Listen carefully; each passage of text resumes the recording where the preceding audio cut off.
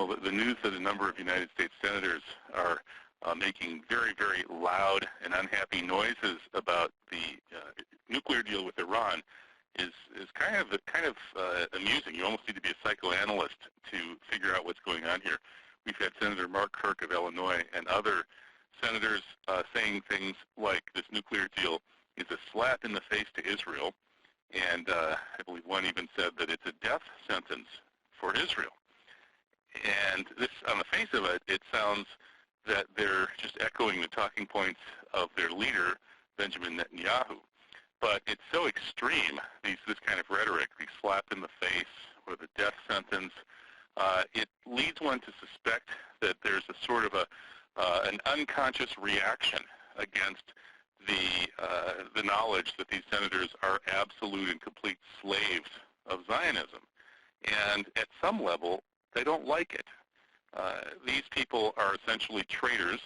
They are in the pay of a foreign power, a hostile foreign power, mind you, a foreign power which has repeatedly attacked the United States and used infiltration of places of power in the United States to get away with it, from the Lavon affair in 1954, when Israeli terrorists attacked U.S. interests in Egypt and attempted to blame Egyptians and got caught. And by the way, they've actually acknowledged that they did that and given medals to the surviving people, the surviving terrorists. From 1967, when USS Liberty and killed 34 sailors and wounded hundreds more in an attack that was supposed to be blamed on Egypt, to September 11, 2001, the Zionists were the biggest force behind the attacks on America. So they are America's worst enemy, and yet these senators are absolute and complete slaves of this foreign power, making them the worst kinds of traitors imaginable. According to normal codes of international justice as expressed through history, hanging would be far too good for them. And I think they understand this at some deep level.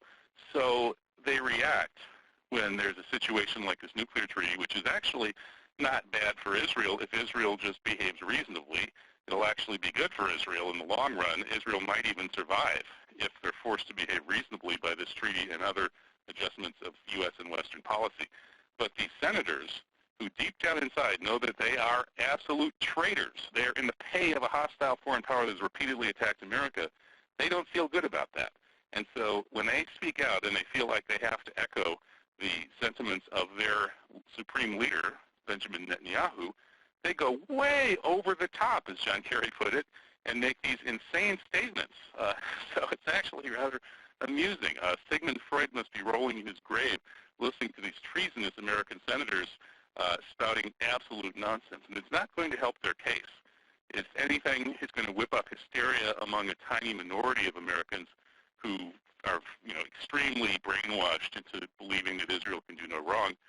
But the broad majority of Americans, and certainly today the majority of Democrats, as reflected in polls, is turning against the outrageous genocidal excesses of the Zionist entity occupying Palestine.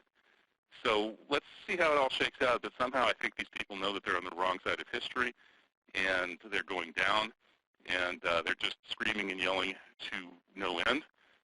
As the old saying goes, the dogs may bark, but the caravan passes on. It's interesting that AIPAC, the American Israeli Political Action Committee, which is by far the strongest lobby on Capitol Hill historically, that wins virtually every fight that it enters, including getting people thrown out of Congress. They've repeatedly had many of our best senators and representatives thrown out of Congress simply for questioning the hardline Israeli line. So now that AIPAC has come out and been forced to declare themselves in support of Netanyahu and opposed to the United States, I think that this is going to be their supreme defeat. This is going to be the biggest defeat they've ever suffered. They've already had to be more temperate about the way they behave in the last couple of years. They've already suffered a couple of minor setbacks, such as when they were pushing for U.S. bombing of Syria 2 years ago in August due to a false flag chemical weapons event in Al Ruta. The AIPAC was the hardest working group trying to convince the administration to bomb Syria. But, of course, they failed.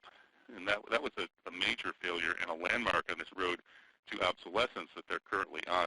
And I think that by opposing this nuclear deal, which is going to pass, it would be completely useless to try to stop it at this point, even if the Republicans were somehow able to stop it in the U.S. All the sanctions are going to come down one way or another. The other countries are going to trade with Iran, and the U.S. businesses are just going to be left in the dust. And, of course, they wouldn't be happy about that, and that's why it's not going to happen. So along with the Republican senators who are singing to AIPAC's tune, AIPAC itself is putting itself on the wrong side of history. It's proving that it can be defeated in the biggest fight imaginable. And in the long run, I hope this will be a sign that the American people are on the path to freeing themselves from slavery to the State of Israel and its occupying political army here in the United States, which is AIPAC.